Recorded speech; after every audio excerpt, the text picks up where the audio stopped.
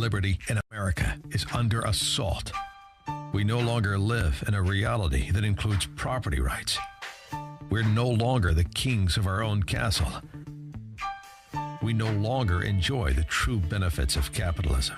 Instead, we're negotiating our rights with our own government. This isn't how our country was founded. These aren't the ideas of our founders. It's time to seize back our country.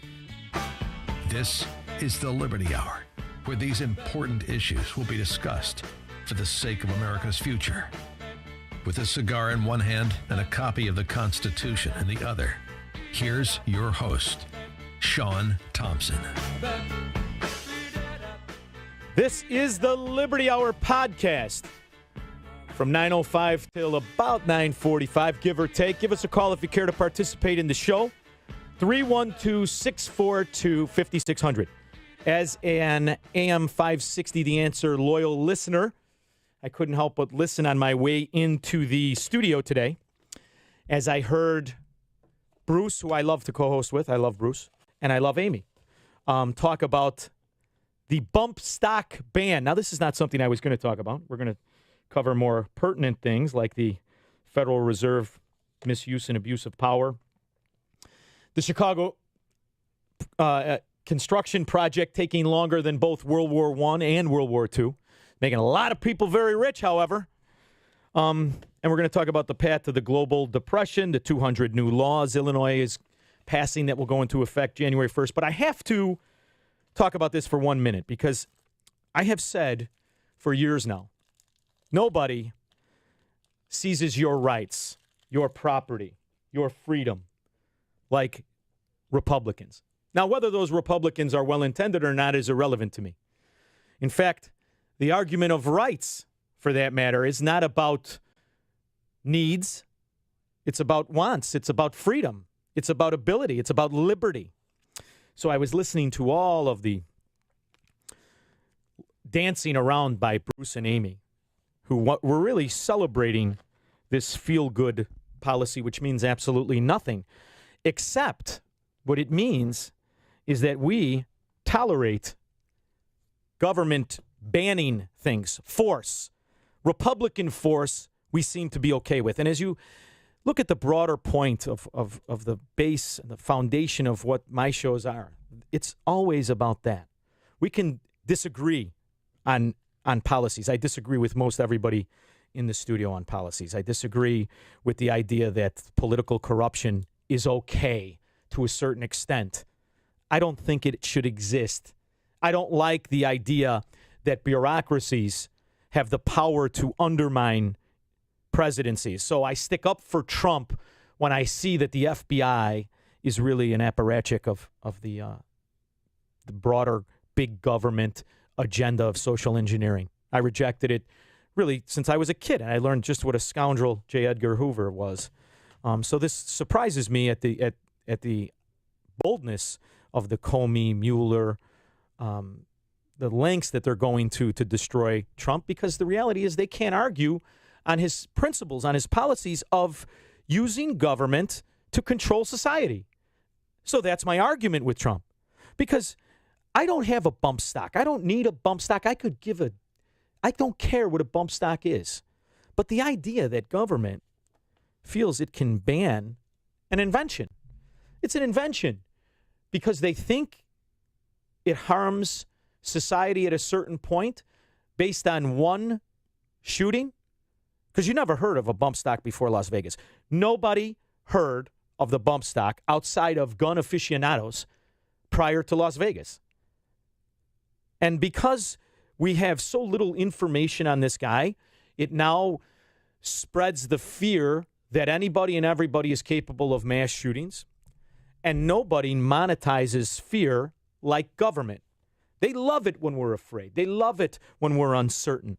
They love it when we ask and beg for safety, for security, for good feelings, because that's their game, is selling magic, selling unicorns. And they're not interested in the ramifications or the results.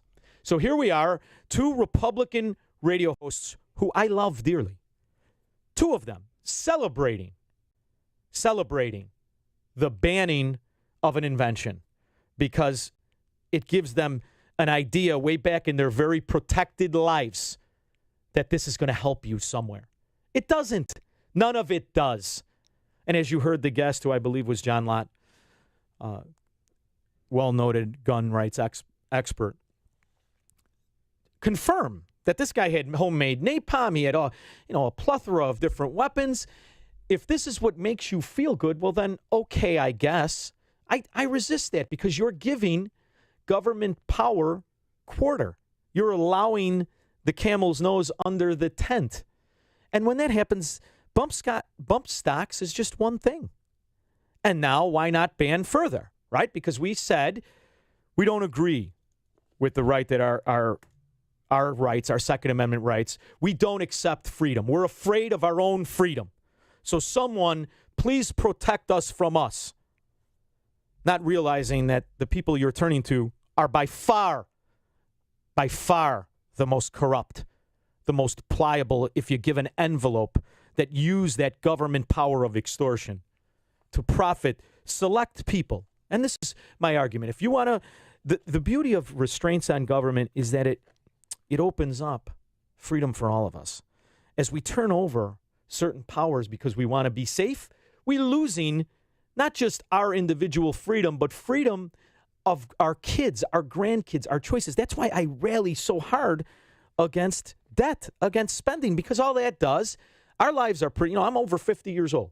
The reality of me having to worry about the $270 trillion of unfunded liabilities, it's not going to happen. I'm not going to worry about it. God knows what I have in store. If I see 30 years, it'll be a miracle. But what about my great-grandkids that I haven't met yet?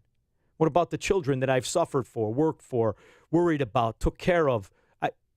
I've watched as in my lifetime, in my 50 years, government has grown at a pace unimaginable in this country. I've watched as we have slipped back into more in common with these totalitarian South American countries than we have in opposition to. In fact, it's all but small nuances, difference between us and Europe on every level. And now we have both Republicans and Democrats agreeing that government needs to control us from us. Save me from me. And it's about a character erosion of the American citizen. Now, this showed, I have a small group of people. I don't pretend to be somebody who has millions of listeners. I know I don't. I have a couple guys in the other room. They, come on, we were watching. You got 30 people. You got 130 people at most. You got 250 people that are listening to the podcast. And that doesn't, I get that. But those people, it's about that character of the people, of the listeners, of the people who are agreeing with the fact that freedom is about you. That small group, it's about the individual. But totalitarian control, that's what we surrender to when we stop arguing for freedom.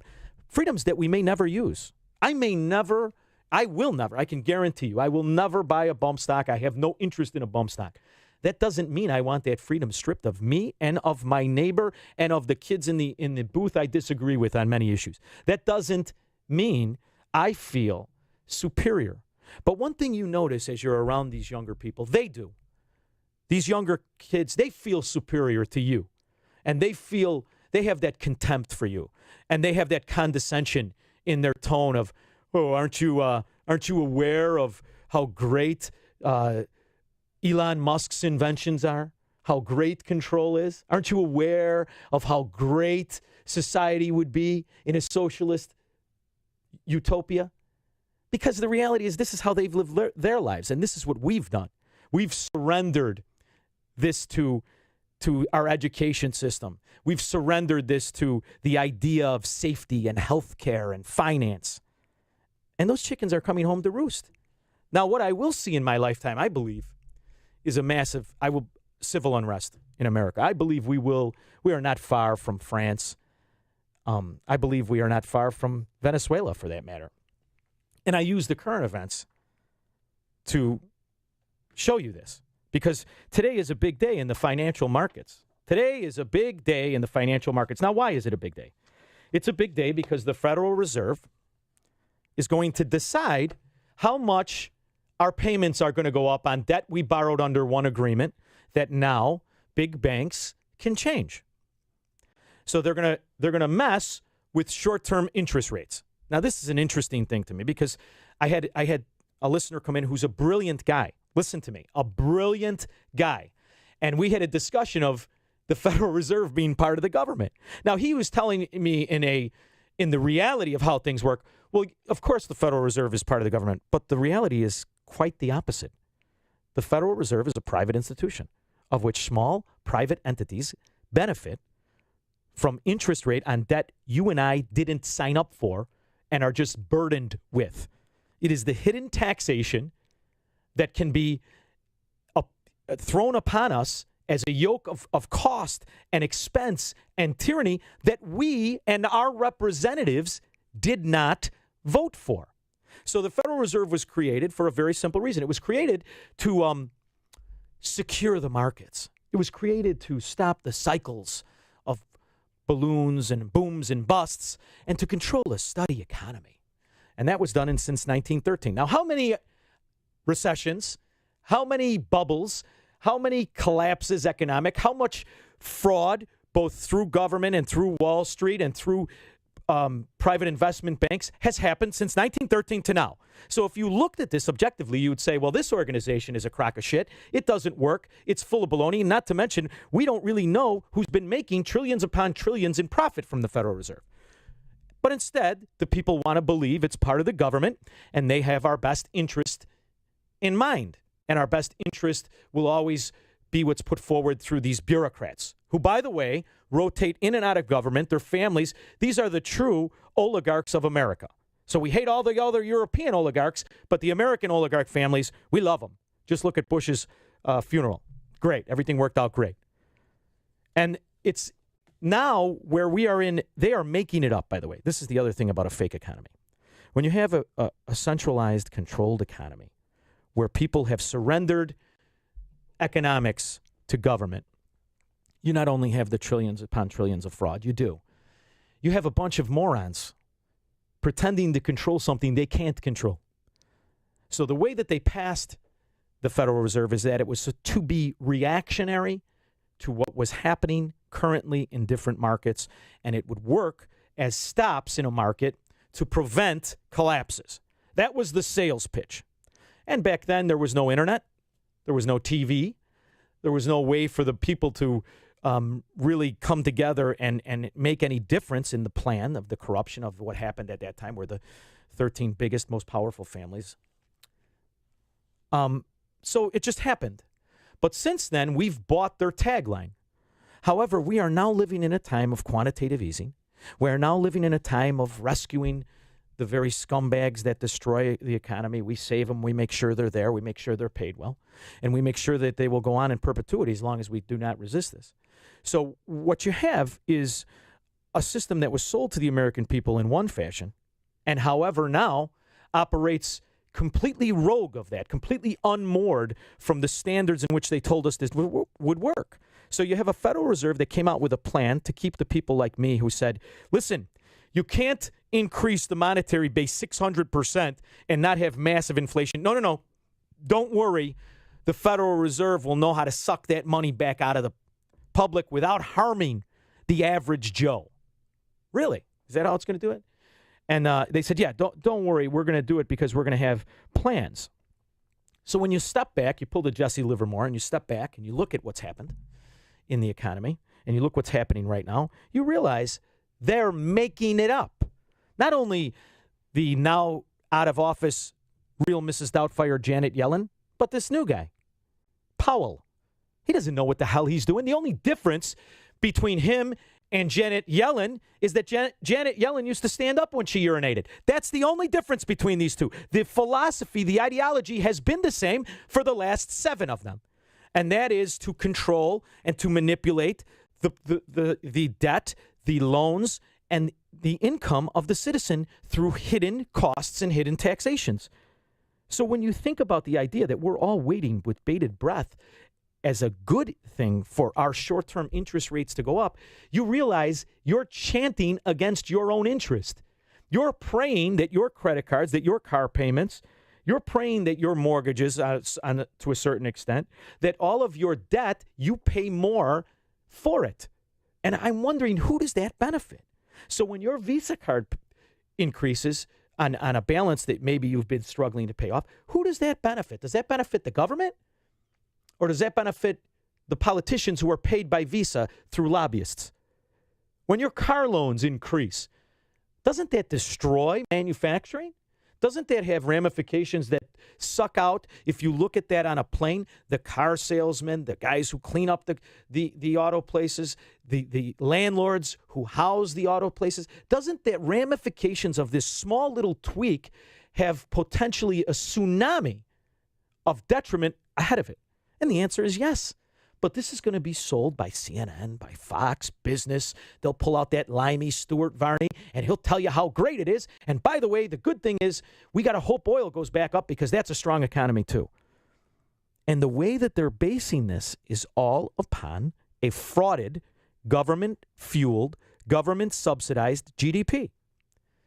So we are in such a quandary of misinformation that the next thing you know, we lay down idly by when the government bans weapons or certain things to affect our weapons. We idly lay down when we realize that states like Illinois, the most corrupt, most failed, top or the bottom 5 states to live in 2018, over 200 new laws go into effect on January 1st. Now, I am an Illinoisan. Granted, I have made a decision and have set up to flee and go to Florida where I sell real estate. Liberty Real Estate Services, by the way. Cheap plug, as my guy Macbeth would like to say. But on everything from haircuts to cell phones to Yelp to dog licenses, on everything from how you put your kids in the car, on just the decal stickers of your car, these prices are tripling for the Illinoisan. There are new laws. There are new stickers you're going to need. It is insane. Preschool. You're going to pay a tax on preschool. And by the way, you have to have your kid into a school. This is another thing I was listening to. So you have to listen. They regulate you to turn your children over to the state. And then what happens? The teachers run on educating your kid, on being this huge part, on always thinking of your kid first, and they run to be paid by the public, and they run on these magical pensions because they know you can't argue against your own kid or against your neighbor's kid. So now you've had that tax, your property tax, 80% of which goes to pay these scoundrels, regardless of what they produce. It just gets cranked up and cranked up. And here in Illinois, as you were listening to the morning show, and I know that those of you who were, you see the richest communities like Hinsdale, and the teachers are paid extremely well. Extremely high pensions. Now they're leveraging programs at the school. So this is the canard. This is the, as I like to say, and I've been saying, the Rube Goldberg machine that once you're in it, it's a roach motel. You can't get out. So you've got lawmakers in Illinois cast upon the people 200 laws, each one an infringement on your freedom, each one an infringement on your liberty, and each one a hidden tax. Each one of these new laws will cost you more money. And each one of these new laws is guaranteed to help you live in the utopia we call Illinois as it implodes around us. 312-642-5600. And the fight back of Illinoisans is what? There's JB. There's JB Pritzker. And look at my producer put a little note. There's hope for JB. Indian elephant abuse. Oh, see? Little wit. One of the new laws is they can no longer use the elephants. Well, wouldn't that be nice? Well, it just means he gets to stay home to me. Because I'm flipping through this new laws, and I'll tell you what. Sexual orientation going to be started in kids as young as 3rd grade. Look at these laws. And this is Daniel Bliss, state senator Steve Stallman, which is a guy that none of us ever heard of. Cell phone empowerment. Domestic violence victims also. Domestic violence victims won't have to pay to break cell phone contracts. Oh, look at this. If you're a domestic violence victim, you can now go into Verizon and say, my husband beats me, let me out of my contract. Okay. And this goes to the character of people. It goes to the character of citizens. Not only are you used to being told what to do, you're used to being slaves. You want to be. You want to be slaves. And, as I was saying before, I had listeners come into my place yesterday, 2 of them who were listening to the podcast. And we were having a conversation among the patrons of the Elmhurst Cigar House. And I was listening as one of the guys who I like very much was talking about a person he knows who did a deed in lieu of their bank, of their home to the bank. And I was listening to, and I was watching the room, and these are 8 capitalists, 8 guys who think the way I think. In fact, 8 guys who listen to the podcast, the Liberty Hour. And I was watching as none of them said, well, wait a minute. That action of a deed in lieu, although I understand the principles of it, kind of is a detriment to future real estate prices. And it got me thinking as I'm arguing not arguing, but as I'm discussing with one guy that the Federal Reserve is a private entity. And I am now listening as the majority of the room says, you know what? The banks really did rob the people in the financial collapse. They really did take advantage of the people, and it's okay for people to walk away from real estate, and it's okay for people to default on debt, even though they could pay the debt. That's called a strategic default. And it's okay because, they couldn't get what they wanted, and you just give it back to the bank. And I thought to myself, this is the kind of thing, this is the kind of flaw in mankind that demands to be slaves, that demands to be led. This is the kind of character in people that will just be victims of these 200 new laws. They'll just be victims of a Federal Reserve tweaking contracts, of which, by the way, I want you to think about what we're talking about with the short-term rates. That means if you did exactly what your agreement was with the bank, you paid on time, maybe you paid more, they say, too bad, the Federal Reserve says I got to charge you more. And my point is, we have lost the character that we were given by our forefathers. We have lost the appreciation of freedom. We have lost the appreciation of liberty. And we do it under the guise of political parties. We do it because we say Republicans are in charge. This is okay for me. And as I said when I opened the statement, nobody infringes on your rights. Nobody infringes on your freedom. Nobody infringes on your property like Republicans, because we, as people who vote occasionally for Republicans, let our guard down. And whether it's 200 laws in Illinois, whether it's the banning of a bump stock, or whether it's the absolute abuse and misuse of financial government power to extort us out of money and property, what is the recourse of fighting back? We keep doing the same thing. We keep electing Republicans, although this time we didn't. So this is when I say we're in for future civil unrest. Where do we have to turn to as you watch socialism spread throughout the land and that those who were opposed to it accept it? So all we can do as citizens and Republicans and conservatives, and moreover, people who have enough respect for the fellow citizen not to want to control him like these young kids do, all we can do is to organize ourselves to form a sort of a liberty union, a freedom union, a capitalist union, to form and come together around each other and weed each other out. So that's why I started the podcast. That's why I think it's imperative, we continue to have these conversations, and we need to have them more amongst ourselves than against the opposition. Because here's the thing about what we've done to our kids. The opposition isn't interested in having a discussion. They're not interested in exploring the ideas. We've lost that intellectual honesty we had in the 70s. We lost the ability for people to think about the ramification and consequences of the actions. And I don't just mean the issues individually of the Federal Reserve, of the bump stock. I'm talking about the macro vision of what liberty is. These kids today have been taught from the time they're in preschool to give it up. They've been taught that it is in the intention that you must keep your eye on, not the infringement on the individual. When generation ago, my generation was taught, no, I don't give a shit what your intention is. What do you have to do to get to that utopia you're selling? And this is how we surrender and fall into Trotskyites, because that was the difference between Trotsky and Lenin and Marx. They all had different approaches of a kinder, gentler tyranny. And that's what you're seeing among Americans, That's what we're accepting here in America.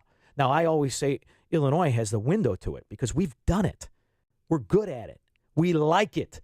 Our response to it is to hire bigger and bigger frauds like Jelly Belly Pritzker, who is just in a stream of frauds. He's replacing a Republican fraud. A Republican fraud, by the way, who has done more to the Illinoisans to destroy the Illinois citizens' freedom, liberty, and property than Quinn could have done, than Blagojevich could have done, than even Pritzker could do, although he'll do it temporarily with different taxes because they own every part of Illinois now. And my point is, he couldn't have been made possible without the failure of Bruce Rauner. And it goes to this bump stock thing that so many Illinoisans like Amy and Bruce are saying, okay, that's fine, because they were complacent when Bruce Rauner signed a law that citizen against citizen, you could turn in a relative if you felt that he would be a future threat to society. And that citizen could have his rights of gun ownership stripped away in Illinois, and everybody from Lake Michigan all the way to the borders of Iowa celebrated. That would be, this is great. Mentally ill should not have guns. When the reality is, it is that law that will be used as a pry bar against people who are not mentally ill. Because what's not in the law is the specificity of who exactly qualifies for that. So it is a law which is a tyranny, a crowbar of tyranny against your freedoms. So now the accusation suspends your rights. And what do totalitarian governments all have in common? First and foremost is to disarm the citizens, to be complacent. Because you're a risk if you're armed. You know, you look at these people in France and, oh, isn't it terrible? You know, they're not showing you the people on the front lines who are having their faces split open by the authorities. They're not showing you the people who are harmed when the tear gas is fired directly into the crowds. Now, I saw it because you can go on different sites and see it. That's going unreported. So you have people here, isn't it great? Support the people who are against the taxes. What about the hundreds of people who have been harmed by fighting the resistance to a government that the only way they could do it is in the tens of thousands the way they did? When that's not the point of what American government is. They are to be subservient to us, not us to them. And you've allowed this to slow bake in because you've allowed the idea of a utopia being sold to children who are now young men who are clueless, and feel superior to everybody around them who doesn't agree lockstep with their philosophies. And you've built a Leviathan that you can't fight back.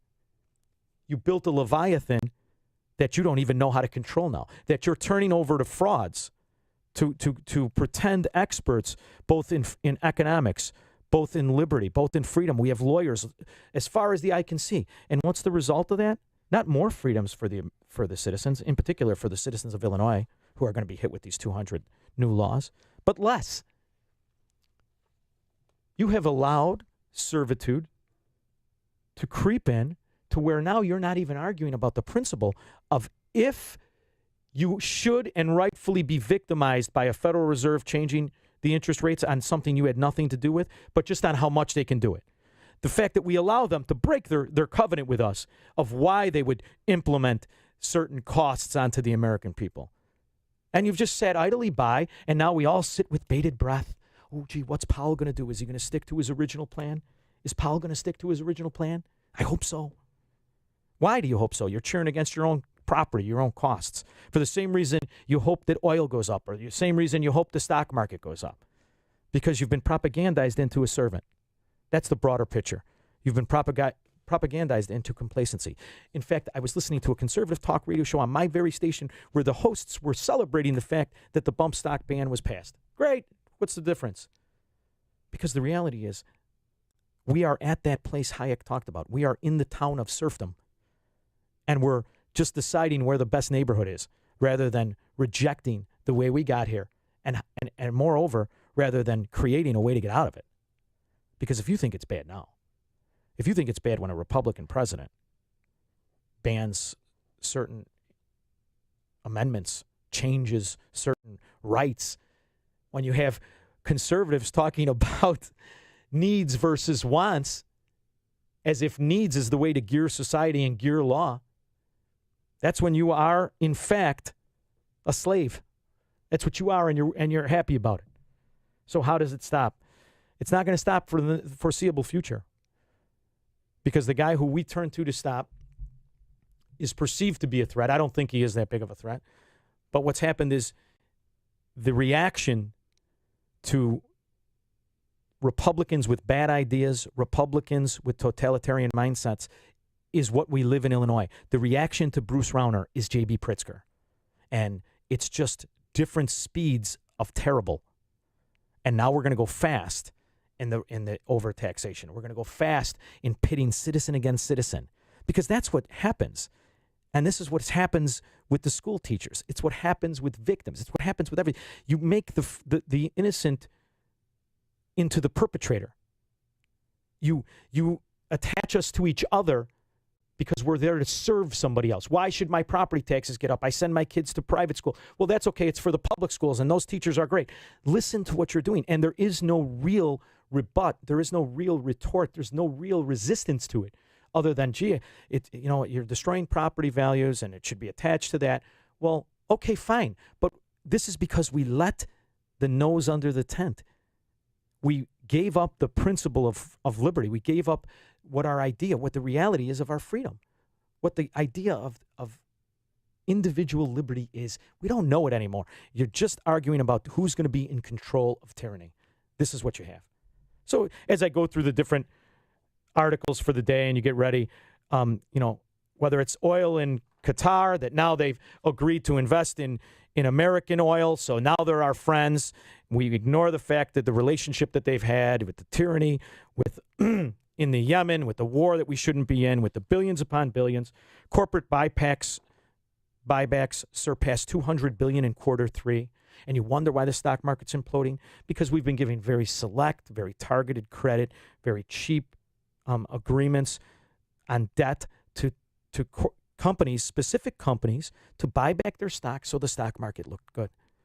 We've allowed the idea of $1 trillion in infrastructure. This is not the talking point of the socialist. This is the talking point of the Republican. And here in Illinois, I have to say, I love the fact that government spending is the only way that businesses move into Illinois, in particular Chicago. They only really come here if the government's going to spend money.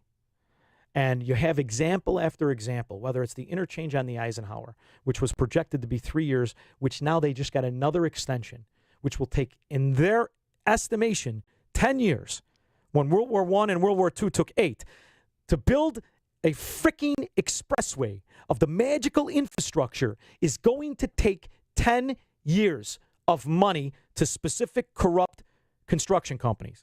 And it's reported on the news like it's weather tomorrow. This is where it leads. This is why Chicago is celebrating the magical, mystical tunnel by Elon Musk. In my opinion, a con man. And you now find out yesterday, SpaceX investors were unknowingly also funding Elon Musk's boring company. So here you are. You like the idea. He sells you on the good intention of space, okay, great, wonderful. Everybody go to space. It'll be great. Everybody pile in. We'll go for a ride. We'll come back. It'll be fine. Maybe you could go to Mars and populate it. Good for you. And I don't mind it because he did it as a private company, allegedly. But what you find out is that he lied, cooked the books. Guys who were investing in this, he was using the money not only to profit against some boring company that the only contract they got was in the corrupt city of Chicago, which is a scam, de tutte scam, which proves year after year this is the one thing they love. Because what they know is Elon Musk will play the game. He'll kick back the 30% to these scumbag Democrats. He loves to keep that party going. That's why this is where these organizations go. And it goes back to the government corruption we just take for granted. And it softens you up and you lose your principles. And now you're talking about the intention of how great and how brilliant this guy is versus the reality of how it really works. That his entire existence is different variations of subsidies, different variations of con jobs. And I mean that if you're just the guy and you're buying the Tesla, you're buying it because it's such a great idea. The destruction it uses just to get the batteries to the earth, yet somehow you're some green guy. It's just I think you've now been pulled into the deep waters of intentions versus the hard facts of what freedom is, of what capitalism is, of what liberty is to your neighbor. And you've done it because you're smarter than that guy.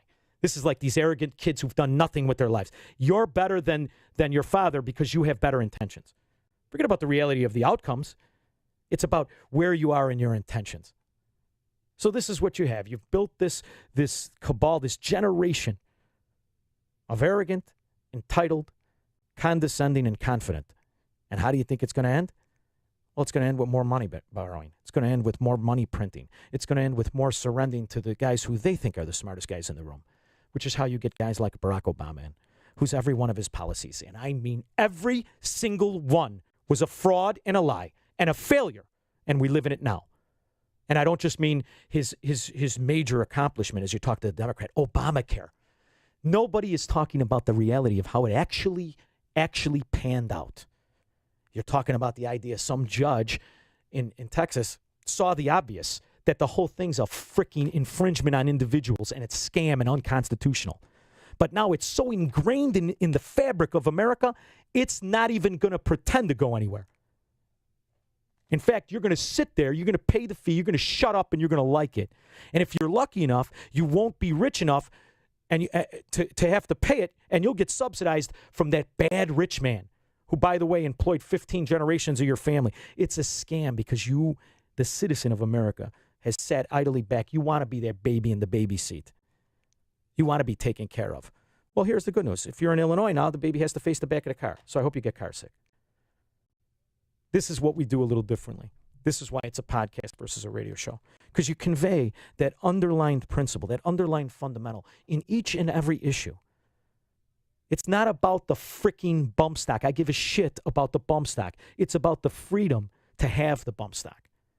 And when conservatives start to speak of do you need it versus do you want it, you're a freaking Soviet. And you celebrate it and you pretend it's conservative. And that's how conservatives chant for government control over the economy by Donald Trump, whether it's tariffs, hidden inflation, whether it's backdoor taxation, whether it's increases hidden to benefit certain private companies through the Federal Reserve tweaking a freaking interest rate that they should not touch, and they have no idea what they're doing. And they haven't given one iota of thought to the consequences. Or, moreover, maybe they did, and it's even more diabolical. Maybe they did, and they just want to screw you if you're not on their inner circle. Because one thing that's happened since all this social engineering is that the classes, so-called, have definitely separated. When a father of 2 kids has to pay $28,000 a year for health insurance based on not the health of those kids or himself or his wife, but based on the idea that we're paying for other people who can't, you've destroyed him as a middle-class survivor. You've destroyed his personal wealth. You've cast him into servitude. And that is not constitutional. So you could have all this argument about how all these fat, poor people are somehow more virtuous than the guys who work 3 jobs. That's irrelevant to me. But one thing's for sure, the fat slob and the fit guy get paying for it. They're both slaves. And who's in control? These 80-year-old hacks, whether it's Nancy, the drunken stumblebum, or that scoundrel of all scoundrels, Chucky Schumer, or even our guy with the wide hips, Big Donnie Trump. It's all the same. You're just arguing about which slave master you want. We're not doing it. We're going to fight back. We're going to fight back forever. As long as I'm here. This will be the Liberty Hour. And the nice thing is it's a podcast. So when the studio gets tired of me doing it, all right, I'll just move it to my computer and we'll do it from the cigar house. This is the Liberty Hour. We're going to be off next week because of the holiday. We'll be back the next week after that. And oh, wait a minute, I might be in Florida selling real estate. Which, by the way, if you're in Illinois, you better buy South Florida real estate. Call Liberty Real Estate Services, 630-473. Oh, no, wait a minute. 630-323-4763. I believe, right? Is that my number? Jeez, I don't call myself. Liberty Real Estate Services. You can call me on my personal number for Liberty Real Estate Services, which is 630-323-4376. 630-323-4376. That's for Liberty Real Estate, South Florida. You can come in the Elmhurst Cigar House like so many listeners do, and I'm flattered when you do. I want to thank you very much for listening. I look forward to being back. By the way, I've got 4 office number, so I had to get the right one. I want it to go to my cell when you call. 630-323-4376. Thank you so much.